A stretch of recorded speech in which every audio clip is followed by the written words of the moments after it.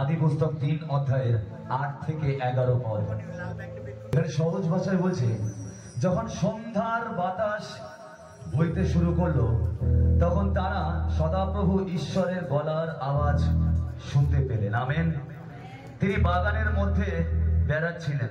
আমরা পরিষ্কার বুঝতে পারছি সন্ধ্যাবেলা সদাপ্রভু ঘুরে বেড়াচ্ছে। আমেন। এই আশেপাশে কোনো বাগান আছে? আছে। আরে আমরা যখন প্রথমে এসেছিলাম এই চার্চটা প্লাস্টিকে মোড়ানো ছিল। আমেন। প্লাস্টিকে মোড়ানো চার্চ ঈশ্বর তার মহিমায় মুড়িয়ে দিয়েছে। Hallelujah, hallelujah. কিছু বছর আগে যেই চার্চে আসতে মানুষ জুতো রাখার সময় ভাবতো যে জুতোটা রেখেছি যদি কাদা লেগে যায়। আমেন। আর আজকে পাস্টার প্রীতম বলছে নির্ভাবনায় জুতো রাখুন, সবকিছু রাখুন, কাদা নয়, আপনি নিজেকে রাখুন, ঈশ্বর তার মহিমায় মুড়িয়ে দেবে। হালেলুয়া। যদি ইট কাঠ পাথরের প্লাস্টিকের চার্চকে তার মহিমায় মুড়িয়ে এত সুন্দর করতে পারে, আপনি তার জীবন্ত চার্চ মণ্ডলী। আজ শুধু পবিত্র আত্মার 50তম দিন নয়, আজ আপনার দিন। হালেলুয়া। বলুন, আজ ছুটকারা পাওয়ার দিন, আজ ডেলিভারেন্সের দিন, আজ চাঙ্গাই পাওয়ার দিন। আমেন। সেই সদাপ্রভু যখন আসলো সন্ধ্যাবেলা, কোথায় আসলো? সেই প্লাস্টিকের চার্চের মধ্যে। আমেন। সেই প্লাস্টিকের চার্চে সন্ধ্যাবেলা আসলো সদাপ্রভু। আর এসে বললো, আদম আর তার স্ত্রীকে বললো, প্রথমে ডেকে বললো, আদম তুমি কোথায়? কি বললো? আদম তুমি কোথায়? আদম বললো, প্রভু আপনার আওয়াজ আমি শুনেছি, কিন্তু আমি গাছের পেছনে লুকিয়ে আছি। কেন লুকিয়ে আছো? আমি বলুন, আমি উলঙ্গ। হালেলুয়া। বলুন, আমি উলঙ্গ। হালেলুয়া। বলুন, বলুন, আমরা উলঙ্গ। হালেলুয়া। সদাপ্রভু প্রথম এসেছিল আমাদের উলঙ্গতা ঢাকতে। আমেন। আমরা সবাই নগ্ন হয়ে ঘুরে বেড়াচ্ছিলাম এই কিছু বছর আগে, আজ থেকে 5 বছর আগে। এই পাপের কারণে নগ্ন হয়ে ঘুরে বেড়াচ্ছি। ড্রেস তো ছিলই, কিন্তু আত্মাটা নগ্ন হয়ে ঘুরে বেড়াচ্ছিল। আর খুঁজছিলাম কাকে। আর বিভিন্ন দরজায় গিয়ে ঠকঠক করে বলছিলাম, আমার পাপকে ঢাকার জন্য ড্রেস আছে? পাপকে ঢাকার জন্য ড্রেস আছে, ড্রেস আছে, ড্রেস আছে। সবাই ড্রেস দেখাচ্ছিল, সবাই বলে ড্রেস আছে, কিন্তু সিওরিটি নেই, ছিঁড়ে যেতে পারে। আমেন। আমরা নিজেরাই তখন কি করলাম? ওই ডুমুর গাছ নিয়ে ড্রেস পরলাম আর নিজেদের মতন ডিনোমিনেশন তৈরি করলাম।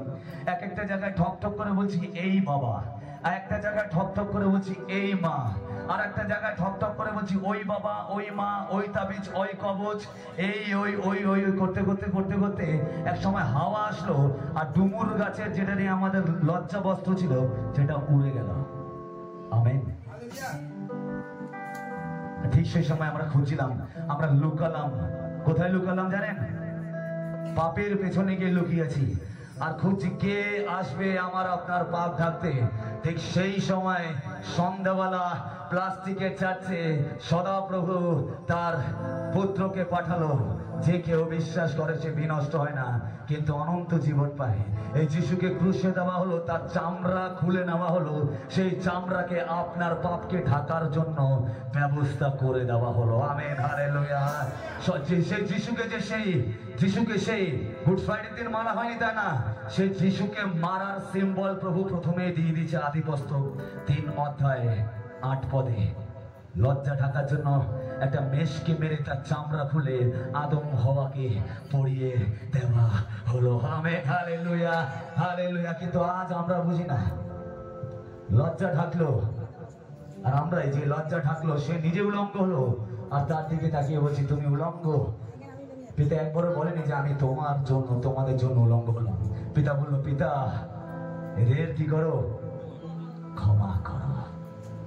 এরা জানে না যে তাদের উলঙ্গতা থাকলো, তারা তাকে টেনে হিচড়ে উলঙ্গ বানিয়ে দিল।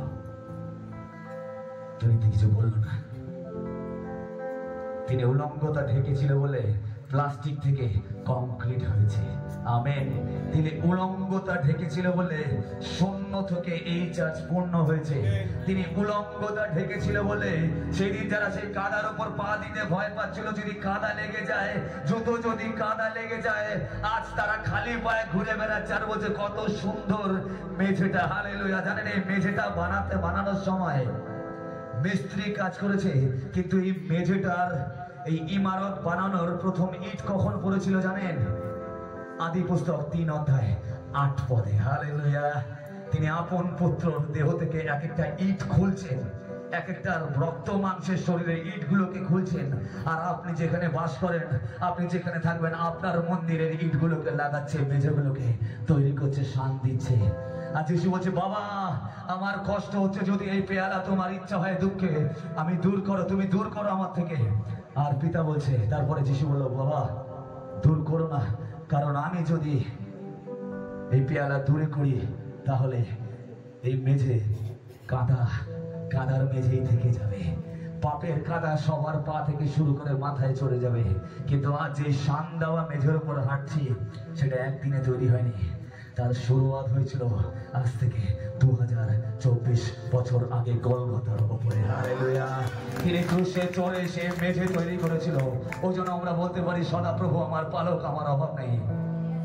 খুব ভালো লাগছে যে আজ আমি আমার নিজের কি সাক্ষ্য দেবো, এই চার্চটাই হলো সেই সাক্ষ্য।